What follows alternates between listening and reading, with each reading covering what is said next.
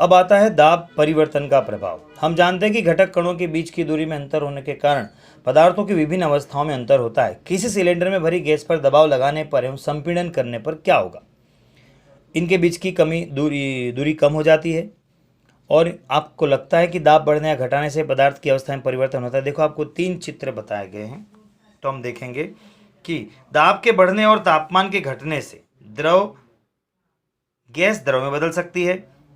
क्या आपने CO2 के बारे में सुना है? इसे उच्च दाब पर संग्रहित किया जा सकता है। जब वायुमंडलीय दाब का तापमाप 1 एटमॉस्फेयर हो तो ठोस CO2 द्रव अवस्था में आए बिना सीधी ही गैस में परिवर्तित। यही कारण है कि ठोस कार्बन डाइऑक्साइड को क्या कहते हैं? शुष्क बर्फ कहते हैं। इस तरह से हम कह सकते हैं कि पदार्थ की अवस्थाएं यानी ठोस, द्रव और गैस दाब और तापमान के द्वारा तय होती हैं।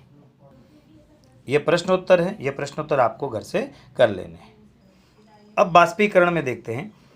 पदार्थ की अवस्था बदलने की लिए सदैव उष्मा देना या दाब बदलना आवश्यक है। क्या अपने दैनिक जीवन में से आप ऐसा कोई उदाहरण दे सकते हैं जिसमें बिना क्वथनांक पर पहुंचे ही क्या कोई द्रव वाष्प में बदल जाता है? जल को खुला छोड़ देने पर धीरे धीरे वाष्प में परिवर्तित हो जाता है। गीले कपड़े सूख जाते हैं। इन दोनों उदाहरणों में जल का क्या हुआ? हम जानते हैं कि पदार्थ के कण हमेशा गतिशील होते हैं और कभी रुकते नहीं हैं, और एक निश्चित तापमान पर गैस, द्रव या ठोस के कणों में विभिन्न मात्रा में गति ऊर्जा होती है। द्रवों में सतह पर स्थित कणों के कुछ अंशों में इतनी गति ऊर्जा होती है कि वे दूसरे कणों को आकर्षण बल से मुक्त हो जाते हैं। क्वथनांक से कम तापमान पर द्रव के बाष्प में परिवर्तित होने की इस प्रक्रिया को क्या कहते हैं? बाष्पीकरण कहते हैं। क्या कहते हैं? बाष्पीकरण। अब हम सीखेंगे बाष्पीकरण को प्रभावित करने वाले कारक। कौन कौन से कारक इसको प्रभावित करते हैं, हम देखते हैं। पहला क्रियाकलाप हम देखेंगे। एक परख नली में 5 मिली जल लें और इसे खिड़की के पास या पंखे के पास रख दें। खुली रखी चीनी मिट्टी की प्याली में 5 मिली जल रखकर उसे खिड़की के पास या पंखे के नीचे रखें।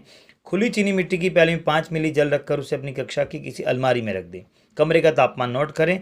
इन सब के बाद हम देखते हैं कि क्या होगा। इसमें होगा ये कि सतह क्षेत्र बढ़ने पर, अब हम जानते हैं कि बाष्पीकरण एक सतही प्रक्रिया है। सतही क्षेत्र बढ़ेगा तो बाष्पीकरण की दर भी क्या होती है? बढ़ जाती है। जैसे कपड़े सुखाने के लिए हम उन्हें फैला देते हैं। तापमान में वृद्धि। तापमान बढ़ने पर अधिक कणों को पर्याप्त गति ऊर्जा मिलती है जिससे वे बाष्पीकृत हो जाते हैं। तीसरा है आर्द्रता में कमी। वायु में विद्यमान जल बाष्प की मात्रा को आर्द्रता कहते हैं। किसी निश्चित तापमान पर हमारे आसपास की वायु में एक निश्चित मात्रा में ही जल बाष्प होता है, और जब वायु में जल कणों की मात्रा पहले से अधिक होगी तो बाष्पीकरण की दर क्या होगी? घट जाएगी। क्या होगी? बाष्पीकरण की दर घट जाएगी। वायु की गति में वृद्धि। हम जानते हैं कि तेज वायु में कपड़े जल्दी सूख जाते हैं। वायु के तेज होने से जल बाष्प के कण वायु के साथ उड़ जाते हैं जिससे आसपास के जल बाष्प की मात्रा घट जाती है। अब अंतिम टॉपिक हम देखते हैं।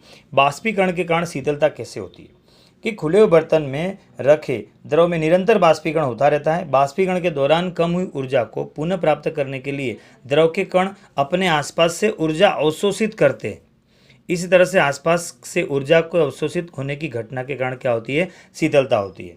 एसीटोन यानी नाखून की पालिश हटाने वाला द्रव जो है उसको अपनी हथेली पर गिराएंगे तो क्या होता है? ठंडा ठंडा लगता है। हाँ, बाष्पीकृत हो जाता है, इसलिए उस ठंडा शीतलता महसूस होती है। तेज धूप वाले गर्म दिनों के बाद लोग अपनी छत के खुले स्थानों पर जल छिड़कते हैं क्योंकि जल के बाष्पीकरण की गुप्त उष्मा गर्म सतह को शीतल बनाती है।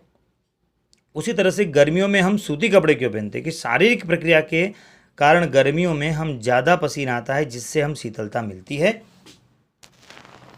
जैसा कि हम जानते हैं कि बाष्पीकरण के दौरान द्रव की सतह के कण हमारे शरीर या आसपास से ऊर्जा प्राप्त करके बाष्प में बदल जाते हैं। बाष्पीकरण की प्रसुप्त उष्मा के बराबर ऊष्मीय ऊर्जा हमारे शरीर से अवशोषित हो जाती है जिससे शरीर शीतल हो जाता है।